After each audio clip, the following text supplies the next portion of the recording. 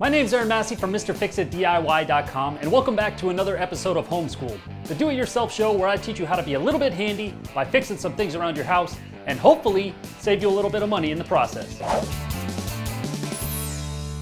Today's project is how to update to a keyless entry system for your home. With the rise in smarter home technology over the last decade, there have been a wave of products flooding the market designed to simplify your day-to-day lives. And one category of those products are keyless entry systems. Getting locked out of your house sucks, so these systems are designed to try and eliminate that from happening by eliminating the need for house keys. I rate these projects by how many F-bombs you're likely to drop while tackling the project. This one is about as easy as they come, because you really only need a screwdriver. This episode of Homeschooled is brought to you by Zabatat.com. They sent over the touchscreen keyless entry lock set to install in this video, along with the matching oil-rubbed bronze doorknob. Zabatat.com carries a full lineup of lock sets and deadbolts to match any design style, as well as a full line of decorative door glass inserts. For a full list of products for all your entry door needs, visit their website at Zabatat.com. If your door doesn't currently have a deadbolt and you're trying to install one, you'll likely need a couple of jigs like these ones to cut the door for the deadbolt.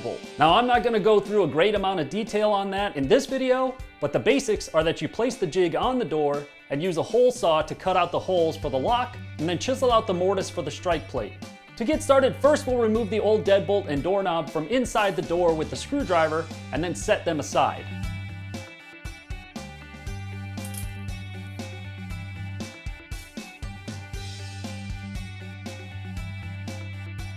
Once you've removed the old lock, unbox your new lock set and organize the components. This lock set comes with a touchscreen keypad, deadbolt and mounting hardware, interior locking mechanism, batteries, and an instruction manual. When installing this system, the one thing that you'll need to know is the back set of your door. The back set is the distance from the edge of the door to the center of the hole for the deadbolt. In the US, this is usually 2 3/8 or 2 3/4 inches. This deadbolt allows for either back set size and can be adjusted to fit by pushing the pin on the side and sliding the sleeve in or out. With that set, now we can install the deadbolt hardware into the door.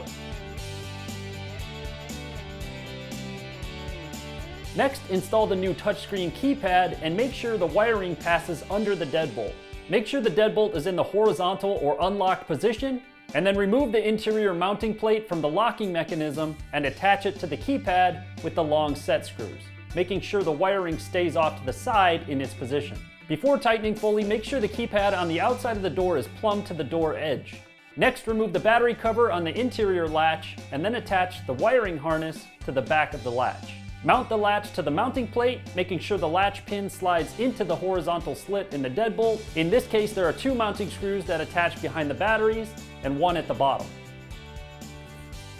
Next, install the batteries into the battery compartment and reattach the battery compartment door, and then follow the instructions to set the code for your lock. Now, there are a lot of locks out there, so depending on the lock that you choose, some can be unlocked via Bluetooth on your phone, and others can integrate as part of a whole smart home system. So if those features are important to you, make sure you choose one that'll work for you. Next, reinstall the doorknob by aligning the screws on the interior side with the mounting holes on the exterior side and tightening them down.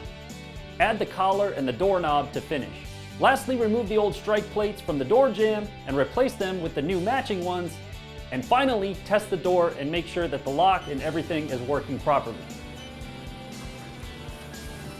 Now, an interesting feature of this lock is that in the event the batteries die and you get locked out, you can use a 9-volt battery to bypass the power supply and unlock the door. But you still need your code in order to do it, so not just anyone can open your door with a 9-volt battery. Now, I'm not sure that this is much more convenient than just stashing a spare key somewhere around your house, but I suppose you could always ask your neighbor for a 9-volt battery in a pinch if you had to. So that's it for this episode. I hope you guys enjoyed it and I hope you learned something. If you did like this video, please hit that like button and leave a comment down below and let me know. Also, be sure to subscribe to the channel if you're not already. I want to say a quick thank you to Zabatat.com for sending over the lock set that I installed in this video. And if you want to get your own keyless entry lock set, make sure you check out Zabatat.com. And if you want to check out more of my DIY and home improvement content, you can always visit my website at MrFixItDIY.com. Thank you guys so much for watching, and I'll see you next time.